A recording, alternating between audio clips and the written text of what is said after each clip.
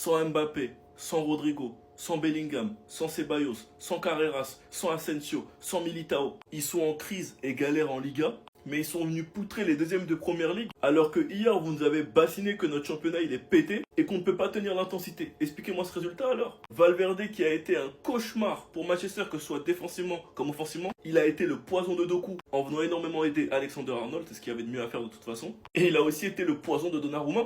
Quand tu regardes Courtois déjà qu'il est immense dans sa surface, si même balle au pied il commence à s'améliorer, on est qui pour ne pas dire qu'il est l'un des meilleurs gardiens all-time. Rien que les arrêts archi décisifs qu'il fait ce soir, où 80% des autres gardiens auraient mangé le but, mais surtout sa superbe passe pour Valverde pour le premier but. Superbe contrôle de Valverde par la suite, il élimine Donnarumma. Donnarumma qui d'ailleurs fait un match très compliqué ce soir, car il est responsable sur le premier but, et il donne un penalty, même s'il n'est pas concrétisé, qui aurait pu coûter encore plus cher à City. Sur le deuxième but, superbe passe de Vinicius pour Valverde qui trompe encore une fois Donnarumma. Et le troisième, c'est du grand n'importe quoi, sur une superbe passe de Brahim Diaz, sombrero sur Gueye de Valverde. Reprise, Valverde, j'ai l'impression que chaque année, il va mettre son banger à LDC. Et c'est souvent contre City. Même Cherki, il était choc-barre.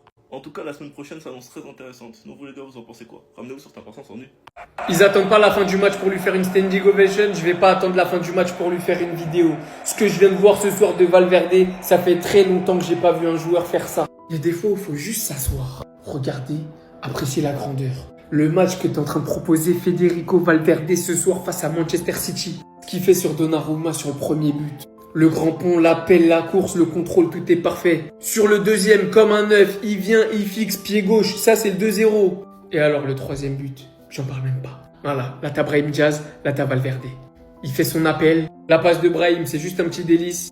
Mais alors, Valverde, en une touche, il vient te mettre un sombrero sur Gueye. Et derrière, il vient pétarder Donnarumma, qui, je crois, est traumatisé du Santiago Bernabéu. Je vous dis pas ça parce qu'il met un triplé. Je vous dis ça parce qu'il est partout. Parce que le mec, il te met un triplé. Et derrière, sur les actions défensives où Doku, il vient pour malaxer Trent Alexander-Arnold, il vient lui prêter main forte comme un grand frère. Aujourd'hui, faut pas me dire c'est le meilleur milieu de je sais pas quoi. Parce que ce mec-là, c'est tout sauf un milieu. D'ailleurs, rappelez-vous juste que sa meilleure saison, c'est en tant qu'ailier. Personne veut jouer à droite au Real. Je comprends toujours pas comment aucun coach au Real s'est dit je vais remettre Valverde en ailier droit. Parce que c'est littéralement là qu'il apporte le plus, aussi bien offensivement que défensivement avec son volume de jeu. Non, des fois, chapeau monsieur Valverde.